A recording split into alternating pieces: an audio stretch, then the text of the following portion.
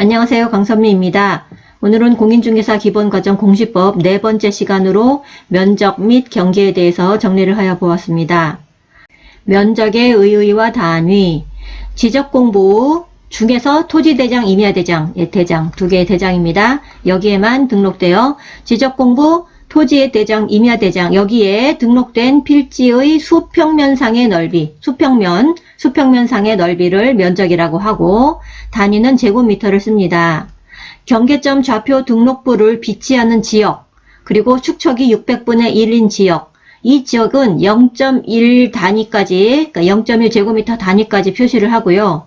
축척이 1000분의 1이나 1200, 2400, 3000, 6000 분의 1인 지역은 1제곱미터까지 표시를 합니다.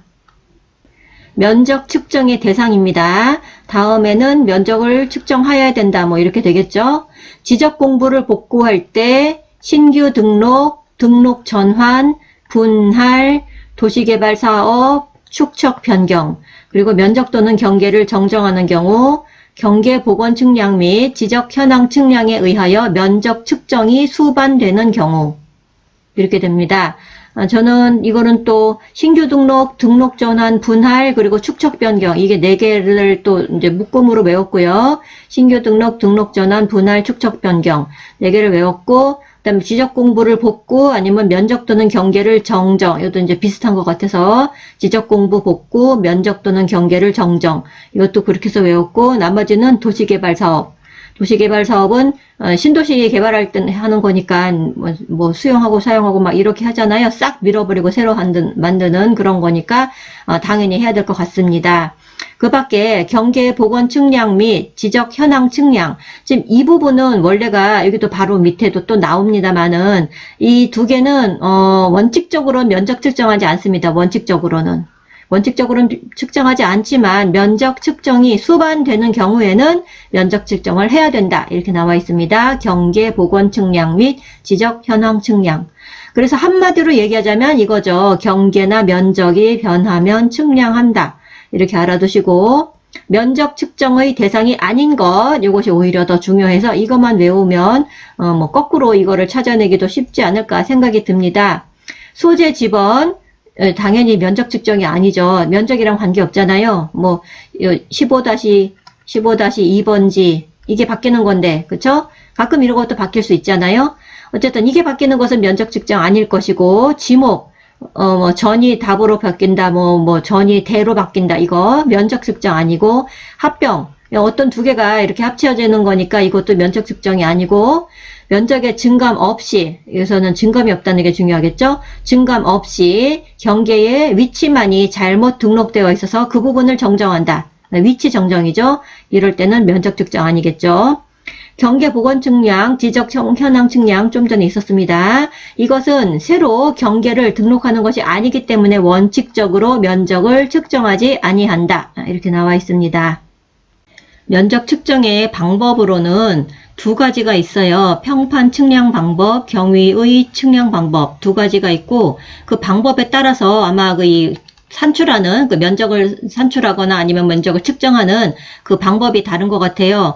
평판 측량 방법은 전자 면적 측정기 어떤 기계 같은데 그것을 사용해서 면적을 측정한다고 합니다.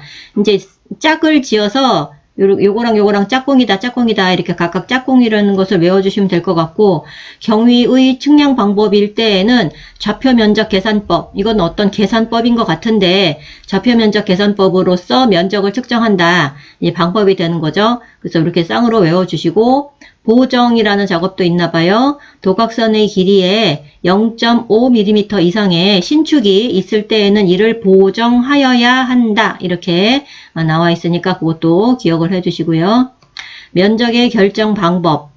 원칙은 제곱미터 단위입니다. 그냥 단단위, 그러니까 자연수가 나오는 거죠. 소수점은 안 나오고 단단위인데 이때의 그 축척은 1000분의 1부터 6000분의 1 사이의 축척일 때에만 이렇게 씁니다. 나머지는 이제 여기 또 예외로 넘어가니까요. 1000분의 1부터 6000분의 1 사이의 축척일 경우에는 제곱미터 단위로 쓴다. 토지의 면적의 1제곱미터 미만의 끝수가 있을 경우에는 0.5 미만일 때는 버립니다. 0.5를 초과하면 올리는데 0.5일 때가 문제죠. 0.5일 때에는 일단 텍스트를 요거는 그대로 외우시고요.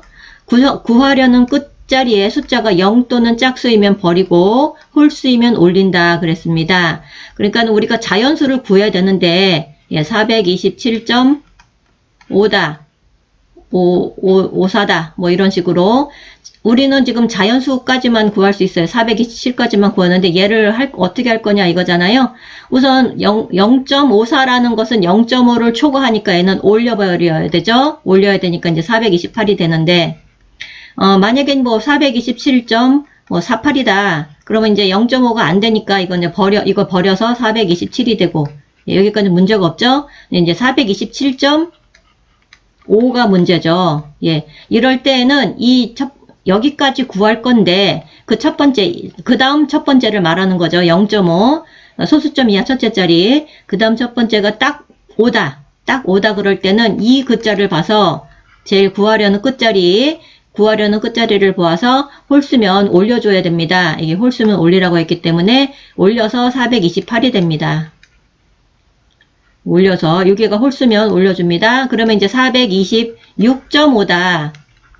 딱 그럴 경우에는 이게 5면은 이 끝자리를 보아서 짝수면 버리라고 했기 때문에 이건 426이 되겠습니다. 이게 0이라도 버리라고 그랬어요. 그래서 420.5다. 이거는 버려야 되니까 그냥 420이 되겠습니다. 만약에 420.501이다. 이렇게 되면 이거는 0.5 초과죠. 초과. 여기 어쨌든 작은 수라도 있으니까요. 0.5 초과니까 이게 올라가서 421이 되겠죠. 1필지의 면적이 1제곱미터 미만일 때는 1제곱미터로 한다. 만약에 1필지가 0.7제곱미터다. 그러면 소수점 이하는 안 채워주잖아요. 여기서는 이거는 1제곱미터로 올려주면 됩니다. 그 다음에 예외, 이제 이 부분도 잘 알아둬야 되죠. 경계점 좌표 등록부에 등록하는 지역이라든지 아니면 축척이 600분의 1인 지역. 예, 이럴 때에는 제곱미터가 아니라 제곱미터 이하 한 자리. 그러니까 소수점 첫째 자리까지 나온다는 얘기겠죠. 그 다음에 0.1 미만으로 끝수가 있다면, 그러니까 소수점 둘째 자리까지 나온다면 이거는 뭐 똑같죠. 이거는 위에랑 똑같아요. 얘기는 0.05 미만일 때는 버리고, 미만이라면 버리고, 초과라면 올리고, 딱 0.05일 때에는 구하려는 끝자리를 보아서 0이나 짝수이면 버리고 홀수이면 올린다. 그리고 1필지가 0.1 미만일 때는 0.1로 한다. 그랬습니다. 이것도 한번 예를 들어보자면 329.524다. 그럴 때 여기까지 구할 거기 때문에 이거를 보는 거죠. 이걸 봤을 때 5보다 작으면 그냥 버려주니까 329.5가 되겠습니다. 그 다음에 329.568이다. 그럴 때는 얘가 5보다 크기 때문에 올려줘야 되기 때문에 329.6이 되겠죠. 5가 6이 됩니다. 얘가 5보다 크기 때문에. 그럼 이제 요 두 번째 자리가, 소수점 두 번째 자리가 5일 때가 딱 문제인 거죠. 또 329.55다. 이랬을 때 이가 오면 바로 앞자리 여기까지 구할 거거든요. 여기까지. 이것을 보아서 홀수이면 올리라고 했기 때문에 올려줘야 됩니다. 이렇게 해서 이제 올려주는 거죠. 329.6이 되겠습니다. 근데 만약에 이제 이 자리가 0이라든지 짝수다. 그러면 예를 들어서 329.05다. 이렇게. 그럼 이게 5일 때는 바로 앞자리를 봐서 0이면 뭐 짝수이면 0이면 짝수이면 버리라고 했기 때문에 이거 그냥 버립니다. 그래서 329.0이 되겠습니다. 이렇게. 소수점 한 자리인데 뭐 0이라도 써줘야겠죠. 329.0이 되겠습니다. 이렇게. 그리고 0.1 미만일 때는 0.1로 한다. 이렇게 나와 있습니다. 이번엔 경계입니다. 경계의 의의와 표시. 경계란 필지별로 경계점 간을 직선으로 연결하여 지적공부, 여기선 도면입니다. 지적공부에 등록한 선을 말한다.